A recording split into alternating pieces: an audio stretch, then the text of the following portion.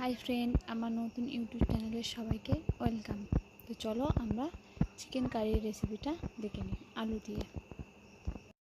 এখানে আমার লাগছে পেঁয়াজ কুচি, টমেটো কুচি, আদা কুচি, রসুন কুচি, লঙ্কা এবং গোটা গরম মশলা। তো সবার ফার্স্টে আমরা মাংসটাকে লেবু ও লবণ দিয়ে একটু ম্যারিনেট করে 20 মিনিট মতো রেখে দেব। ভালো করে ম্যারিনেট করে যাতে মাংসটা খুব ভালো রান্না হয়। তো এবার চলো, ওটাকে তো ঢেকে রাখলাম। এবার আমরা সবার ফার্স্টে যে মশলাগুলো আমরা মিক্সিতে পেস্ট করে নেব সেগুলো রেডি করে নিই। তো দিয়ে দিলাম আদা কুচি, রসুন ও গোটা জিরে, শুকনো লঙ্কা, এগুলো আমি পেস্ট করার জন্য নিয়ে নিলাম। এবারে আমি থালায় যেগুলো থাকলো টমেটো কুচি, পেঁয়াজ কুচি এবং গোটা গরম মশলা, এইগুলো আমি তেলে দেওয়ার জন্য রেখে দিলাম। কড়াইয়ে তেল দিলাম। তেলটা যতক্ষণ না গরম হচ্ছে, এবার তেলটা গরম হয়ে গেল, হালকা হালকা ধোঁয়া উঠছে, বুঝে যাবে তেল গরম হয়ে গেছে। এবার আমি চিকেনের জন্য যে আলুগুলো কেটে রেখেছিলাম ভেজে নেব হালকা করে।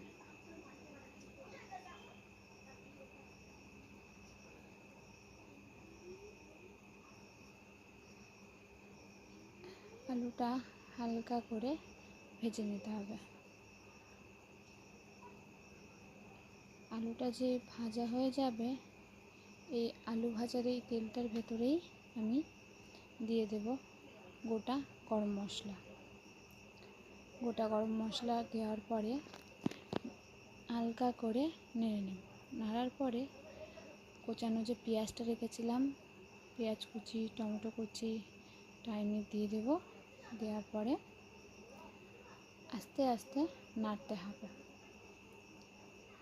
আস্তে আস্তে নাড়ার পরে যতক্ষণ না একটু লালচে ভাবটা আসছে ততক্ষণ পর্যন্ত আমি এটা নেড়েই যাব।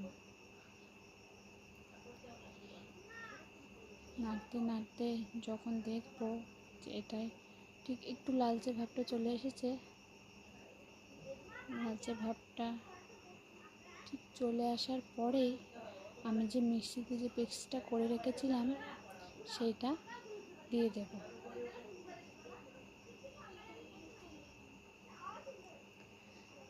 পেস্টটা দেওয়ার পরেই ভালো করে কষিয়ে নেব মশলাটা।